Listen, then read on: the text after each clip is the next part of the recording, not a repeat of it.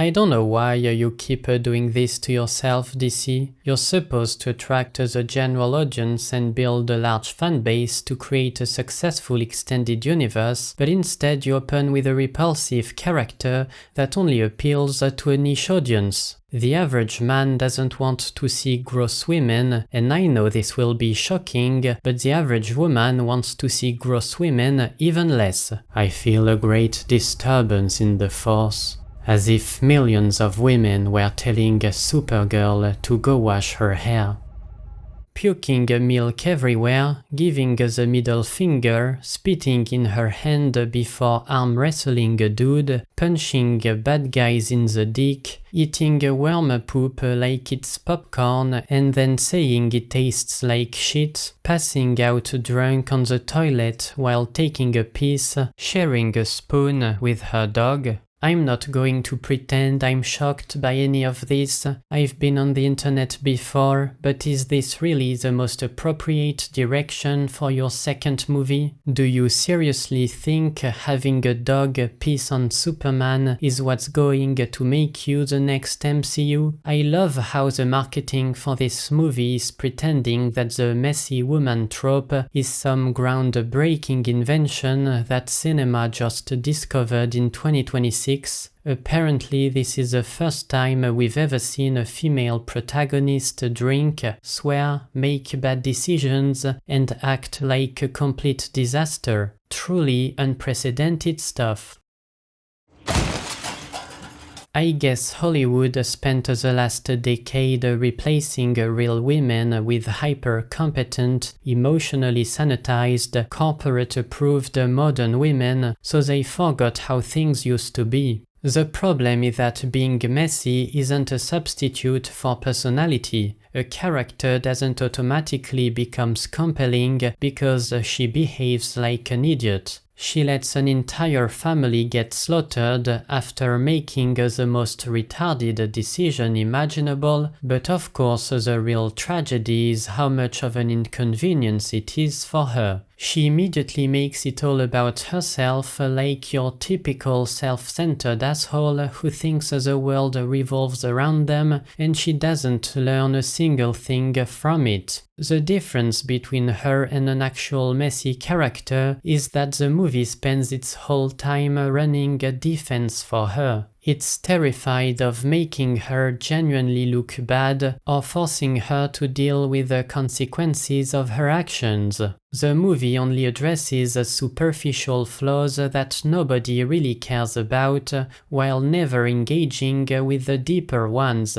So much for writing a messy character when you're handling the whole thing in the safest, least problematic way possible. The movie ends with her embracing her powers and accepting the superhero suit, but that was never the point of the movie. The story is about coming to terms with the destruction of Krypton and moving past her trauma. It has nothing to do with becoming a hero. So why are we acting like she suddenly earned the suit? Not being depressed anymore doesn't make you a Supergirl. The ending is a mess because it mixes two completely different ideas together, as if the writers realized they made a 2-hour origin story that somehow forgot to explain what actually makes her a hero. What makes a Superman super isn't his ability to punch aliens, it's who he is as a person. And after 2 hours,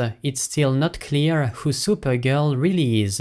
You never know what's supposed to be her actual personality and what's just a symptom of her depression. She's supposed to be this broken, self-destructive woman, but the movie also needs her to be fun and cool, so the tone keeps clashing with itself. Instead of exploring her trauma, we are just watching a succession of cool montages of her ass-kicking with cool music. I really wish we'd stop with the random pop music sequences and go back to original scores, but that's besides the point. As a Supergirl, you are expected to be better than the average woman, but there is nothing super about her. I don't want to be her, I don't want to be with her, I don't want to follow or listen to her because she's not heroic or inspiring. She doesn't do things because they're right, there is no moral code or virtue that she operates by. She does things for herself and it just happens to help others in the process. She dismantles a child trafficking organization not because trafficking children is bad, but because they poisoned her dog. The movie never connects her behavior to her trauma in a convincing way, so instead of seeing a damaged person, she mostly comes across as repulsive. This discrepancy between what she went through and how she turned out is especially obvious when you see how obsessed she is with protecting her useless sidekick from being consumed by vengeance. She keeps repeating how revenge fucks you up and how she wants her sidekick to stay pure. But where is that coming from? Her whole character is that she has nothing to live for, not that she's been destroyed by vengeance. What would she even know of vengeance when there is no one left to blame for what happened to her world? I'm already fatigued by this universe. It's unappealing, depressing, dirty and gross. It's a bit like Guardians of the Galaxy, except in that movie you still want to go on the adventure with the gang, because the characters are at least fun to be around. Here you're just stuck in a shitty universe with lame and lamer. But I'm mostly fatigued by how bloated with bullshit this universe already is. They introduce random, nonsensical tech, 27 different alien species with no clear origin, and pointless bits of world building like space buses and space pirates that won't go anywhere. Common language in space is apparently just English. Aliens behave like humans in every possible way: gestures, humor, social dynamics. They even listen to human music. Look at this scene. It's a random convenience store filled with normal human things. The popcorn scoop, the slushy machine, even the register sounds. Don't die.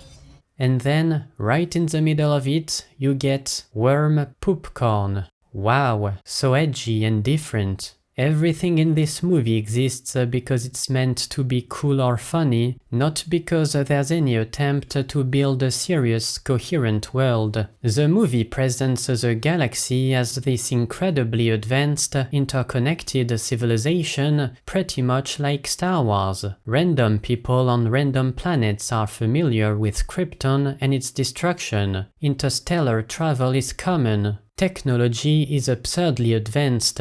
Different species coexist everywhere. So how is it possible that there are only 2 Kryptonians left? Seriously, no migrants, no colonies, no diplomats stationed on other worlds, no old people on space cruises around the galaxy? No one decided to fly away as the world was exploding?